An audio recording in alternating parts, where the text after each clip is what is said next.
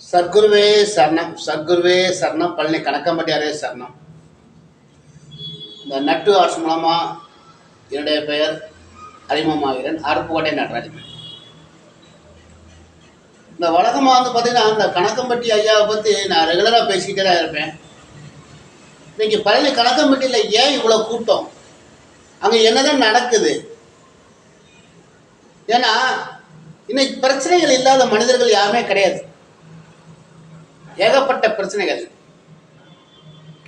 பிள்ளைக்கு உடம்பு முடியலை, பிள்ளைக்கு படிப்பு வரல, பிள்ளைக்கு வந்து சரியான வரன் அமையலை, மகனுக்கு சரியான பொண்ணு அமையலை, தன்னுடைய பொண்ணுக்கு சரியான மாப்பிள்ளை அமையலை, கல்யாணம் ஆகிடுச்சு, குழந்தைக்கு பிள்ளை பிறக்கலை, அதே மாதிரி பேரனுக்கு உடம்பு முடியலை, பேத்திக்கு உடம்புக்கு முடியலை. இந்த மாதிரி பிரச்சனைகள் மேலே பிரச்சனைகள், ஏகப்பட்ட பிரச்சனைகள். ஒரு குடும்பம்னு எடுத்தாலே பிரச்சனைகள் மேலே பிரச்சனைகள், அடி மேலே அடி.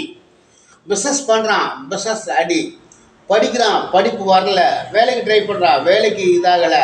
அதே மாதிரி பொண்ணு அமைய மாட்டேங்குது, மாப்பிள்ளை அமைய மாட்டேங்குது. இந்த மாதிரி ஏகப்பட்ட பிரச்சனைகள் மேலே பிரச்சனைகள் இருக்க மனிதனுக்கு வேறு வழி என்ன?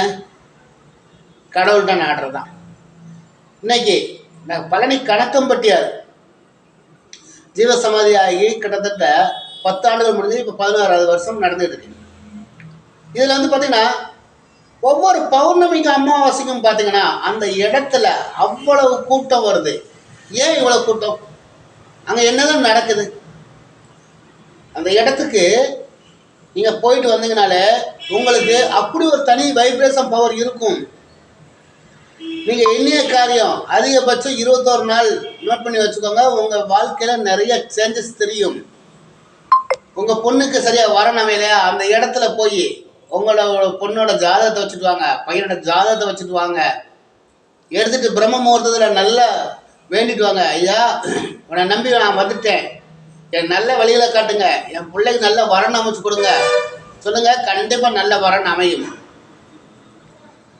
என் பையனுக்கு சரியாக வேலை கிடைக்கல, நல்லா படிச்சிருக்கான், வேலை கிடைக்கல, வெளிநாட்டு வேலை ட்ரை பண்ணுறான், முயற்சி பண்ணிகிட்டே இருக்கான், கிடைக்க மாட்டேங்குது. அந்த இடத்துக்கு போங்க, ஒரு சூடமத்தை பொருத்தி வச்சுட்டு கொஞ்சம் கூட ஐயனுக்கு பிடிச்ச மாதிரி ஒரு மாசா பாட்டில் வச்சுட்டு ஒரு பூ வாங்கி வச்சுட்டு நல்லா ப்ரேயர் பண்ணிட்டு வாங்க. கண்டிப்பாக நல்ல வேலை கிடைக்கும். நான் பிஸ்னஸ் பண்ணுறேன், எனக்கு ஃபுல்லாக அடிமலை அடியாக இருக்குது, ரொம்ப லாஸாக இருக்குது, அந்த மாதிரி இருக்கீங்களா? போங்க, ஐயனோட ஜீவ சமாதிக்கு போங்க, மனசார 2 சொட்டு கண்ணீர் விட்டு நல்லா வேண்டிட்டு வாங்க. பிஸ்னஸ் ரொம்ப நல்லா இருக்கும், சக்ஸஸ் நல்லா இருக்கும். ஏங்க இவ்வளோ கூட்டம் வருது? எல்லாருக்கும் பிஸ்னஸ் பண்ணுறதுலேருந்து எல்லா பண்ணுறவங்களும் அங்கே வர்றாங்க. டாக்ஸி டிரைவரில் இருக்கட்டும், போலீஸ்காரர்களாக இருக்கட்டும், அட்வொகேட்டாக இருக்கட்டும், கட்சிக்காரர்களாக இருக்கட்டும், எல்லோரும் இன்றைக்கி அந்த இடத்துக்கு வந்துட்டு போகிறாங்க. அந்த அளவுக்கு வைப்ரேஷன் பவர் நல்லா இருக்குது. இந்த வீடியோவில் இன்னும் ஒரு உதாரணத்தை ஒன்று சொல்லிடுறேன்.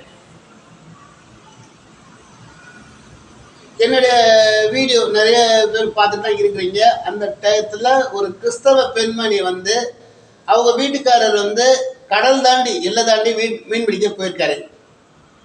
அந்த டயத்தில் ஸ்ரீலங்கன் போலீஸ்காரங்க வந்து அவரை பிடிச்சிட்டு போயிட்டாங்க. அப்போ இந்த அம்மாவுக்கு வீட்டு வாடகை கொடுக்கணும், பிள்ளைக்கு சாப்பிட கொடுக்கணும், பிள்ளைக்கு படிப்பு இருக்குது, எல்லாத்துக்கும் அந்த ஆம்பளையானோட துணை தான். இன்னைக்கு போலீஸ் பிடிச்சிட்டு போயிட்டாங்க. 10 நாள் ஆச்சு, 20 நாள் ஆச்சு, 30 நாள் ஆச்சு. அந்த ஆளுக்கு ஃபோன் கால் வரவே இல்லை, எல்லாம் தாண்டி போயிட்டாங்க, போலீஸ் பிடிச்சிட்டாங்க. அது மட்டும் நியூஸ் வந்துருச்சு. அவர்கிட்ட சரியான தொடர்பு இல்லை. அப்போ அந்த அம்மா நம்மளுடைய வீடியோவை ரெகுலராக பார்க்கும் போல பார்த்ததுனால ஐயாவை பற்றி நிறையா, அப்போ அந்த அம்மா நம்மளோட வீடியோ எல்லாமே ரெகுலராக பார்த்துருக்கு, நிறைய வீடியோக்கள் பார்த்துருக்கு. ஐயனை பற்றி நம்ம பேசுகிறது, நிறைய பேர் யூடியூப் மூலமாக சொல்கிற வீடியோ எல்லாமே பார்த்துருக்கு. அந்த அம்மா எனக்கு ஃபோன் பண்ணாங்க, ஐயா இந்த மாதிரி என்னுடைய கணவரை போலீஸ் பிடிச்சி போயிட்டாங்க, ஸ்ரீலங்கா ஜெயிலில் இருக்காங்க. அப்போ நான் வந்து அந்த அம்மாட்ட நான் பண உதவியெல்லாம் கொடுக்கல, வெறும் எதுவுமே செய்யலை. ஐயாவை மனசார வேண்டிக்கோ, அதுதான் நாங்கள் சொன்னது. அப்போ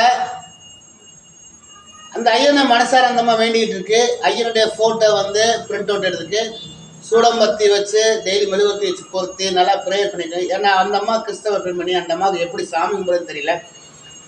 அப்போ அந்த அம்மா ப்ரேயர் பண்ண கிட்டத்தட்ட ஒரு 21 நாள் ஆன உடனே அதிகாலையில் ஒரு 3 to 4 அந்த பிரம்ம முகூர்த்தத்தில் அந்த கடலுக்கு போனாங்கன்னா அந்த ஒரு சங்கு ஊதுவாங்க போல் அந்த ஊர் பகுதியில். அந்த அம்மா கனவுல வந்துருக்குது, யாரோ ஒருத்தங்க சங்கு ஊதுறாங்க, கடல்லேருந்து எல்லாம் வந்திருக்காங்க வாங்கன்னு. அதே டயத்தில் அந்த அம்மா பாத்ரூமுக்கு போயிருக்காங்க. போகும்போது பார்த்தீங்கன்னா வாசலில் வெட்டுக்கிளி ஐயன் வெட்டுக்கிளி உருவத்தில் வந்திருக்காரு. வந்து காட்சி வச்சுருக்காரு. அந்த சங்கு ஊதுறதை வந்து பார்த்தீங்கன்னா ஐயனுடைய ஜீவசமயத்தில் ஐயனே ஊதுற மாதிரி ஒரு காட்சி வந்தது. கடைசியாக பார்த்தீங்கன்னா ஒரு 6 மணி வாக்கில் 5:45 6 மணி வாக்கில் ஸ்ரீலங்காவில் ஃபோன் வந்துட்டு, அம்மா என்னை ரிலீஸ் பண்ணிட்டாங்க சொல்லும்போது அந்த அம்மாவுக்கு அப்படி ஒரு சந்தோஷம், பயங்கர ஹாப்பி. ஏன்னா பொதுவாக வந்து நமக்கு யாருக்கும் ஒரு 6 மணி 7 மணிக்கு 6 மணிக்கு ஃபோன் வந்தாலே என்ன பதறி போய் இருந்துருப்போம், சரியா இல்லைங்களா? எனக்கு அன்னைக்கு காலையில் வந்து பார்த்தீங்கன்னா காலையில் ஒரு 5:45 5:50க்கு ஃபோன். அந்த அம்மா ஃபஸ்ட்டு அது எல்லாம் சொல்ல முடியல, அவ்வளோ சந்தோஷத்தில் ஒரு ஆனந்த கண்ணீரோட, ஐயா கணக்கம்பட்டியாரே வந்து நீ தான் சரி ஐயா, நான் ஒன்றுமே பண்ணலை, நம்ம பண்ணது என்ன, நீ ஐயாவை நல்லா மனசார வேண்டிக்கோ, கணக்கம்பட்டி ஐயாவை நீ மனசார வேண்டிக்கோ, உனக்கு கண்டிப்பாக ஐயன் வந்து காட்சி கொடுப்பாரு, கண்டிப்பாக உன் புருஷன் வீட்டுக்கு வந்துடுவாருன்னு சொன்னது. அந்தம்மா 21 நாள் நல்லா பூஜை பண்ணிட்டாங்க. 21 நாளில் வெட்டுக்கிளி உருவத்தில் வந்திருக்காரு, சங்கு ஊதிருக்காங்க. அதுக்கு அடுத்து பார்த்தீங்கன்னா ஐயன் வந்து அவரை ரிலீஸ் பண்ணி கூப்பிட்டு வந்திருக்காரு பார்த்தீங்களா, அந்த பெருமை வந்து உண்மையிலே கணக்கம்பட்டி ஐயாவுக்கு தான் சேரும். அந்த அம்மா எனக்கு காலையில் 5:30க்கு ஃபோன் பண்ணி 5:50க்கு ஃபோன் பண்ணிட்டு, எங்கள் ஹஸ்பண்டை வீட்டுக்கு கொண்டு கடவுளே நீங்கள் தான் சொல்லி நமக்கு இது பண்ணாங்க. நம்ம கடவுளும் கிடையாது. என்னால் முடிஞ்ச அளவுக்கு ஒரு தமிழ் நண்பர்கள் எல்லோரும் ரொம்ப ரொம்ப நல்லா இருக்கணும், அதுதான் என்னோட வாக்கியம் எல்லாமே. நீங்களும் முடிஞ்ச அளவுக்கு கணக்கம்பட்டி போயிட்டு வாங்க, ரொம்ப ரொம்ப நல்லா இருக்கும். அதே மாதிரி அங்கே உடம்பு முடியாமல் இருக்கீங்களா, உங்களுக்கு கையில் பிரச்சனை இருக்கா, காலில் உடம்புக்கு இருக்கா, கை கால் வராமல் இருக்குதா, கிட்னி ஃபெயிலியராக இருக்கா, கேன்சர் இருக்கா, டிவி இருக்கா, எந்த நோயாக இருந்தாலும் அங்கே கொடுக்குற விபூதி சந்தனம் வந்து நிகரான மருந்து எதுவுமே கிடையாது. கணக்கம்பட்டியில் ஏன் இவ்வளோ கூட்டம் இருக்குது, நீங்கள் ஒரு தடவை போய் பார்த்துட்டு வாங்க, உங்களோட கருமாவை நீங்கள் கழிச்சிட்டு வாங்க. அங்கே போய் உங்களால் முடிஞ்ச அளவுக்கு ஏதோ ஒரு அன்னதானத்துக்கு கொஞ்சம் ஸ்பான்சர் பண்ணுங்கள், ஒரு அரிசி பருப்பு நாட்டு சக்கரை ரவை ஏதோ ஒன்று வாங்கி கொடுத்துட்டு ஒரு சின்ன உதவி பண்ணிட்டு வாங்க, உங்களோட வாழ்க்கை ரொம்ப ரொம்ப நல்லா இருக்கும். இந்த வீடியோ முடிந்த அளவுக்கு தமிழ் நண்பர்களுக்கு நிறைய பேருக்கு ஷேர் பண்ணி விடுங்க. நான் மீண்டும் வருகிறேன். வணக்கம்.